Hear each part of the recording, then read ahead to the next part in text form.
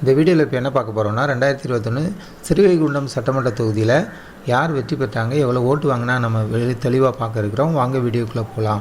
நம்ம பார்த்துட்டு இருக்க 2021 ஸ்ரீவைகுண்டம் சட்டமன்ற தொகுதி தூத்துக்குடி மாவட்டத்தில் உள்ள ஒரு சட்டமன்ற தொகுதி தான் ஸ்ரீவைகுண்டம் சட்டமன்ற தொகுதி. 2021 காங்கிரஸ் கட்சி வெற்றி பெற்றிருக்காங்க. 76,843 ஓட்டு வாங்கியிருக்காங்க. 46.75% ஓட்டு வாங்கி காங்கிரஸ் வெற்றி பெற்றுக்க பார்க்குறோம். ரெண்டாவது இடத்துல அதிமுக தோல்வி அடைஞ்சிருக்காங்க. 59,471 ஓட்டு வாங்கியிருக்காங்க. 36.18% ஓட்டு வாங்கி ரெண்டாவது இடத்துல இருக்காங்க. மூன்றாவது இடத்துல நாம் தமிழர் கட்சி 12,706 ஓட்டு வாங்கியிருக்காங்க. 7.73% ஓட்டு வாங்கி மூன்றாவது இடத்துல இருக்கிறத பார்க்குறோம். நான்காவது இடத்துல அமமுக அம்மா மக்கள் முன்னேற்ற கழகம் 10,203 ஓட்டு வாங்கியிருக்காங்க.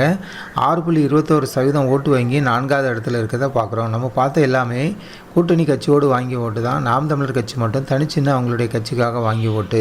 வெற்றி வாக்கு வித்தியாசம் பார்க்கணுன்னா 17,372 ஓட்டு, 10.57% ஓட்டு. அதிமுக காங்கிரஸ் கட்சி அதிகம் பெற்று வெற்றி பெற்றிருக்கிறத நம்ம இந்த வீடியோவில் பார்க்குறோம். பதிவான வாக்குகள் எடுத்துட்டோம்னா 2021 இந்த சட்டமன்ற தொகுதியில் 1,64,386 ஓட்டு பதிவாயிருக்கு. 73.26% ஓட்டு பதிவாயிருக்கிறத பார்க்குறோம். பதிவு செய்த வாக்காளர்கள் ஓட்டு போட தகுதியான வாக்காளர்கள் எடுத்துக்கிட்டோம்னா 2,24,384 பேர் ஓட்டு போட தகுதியானவங்க.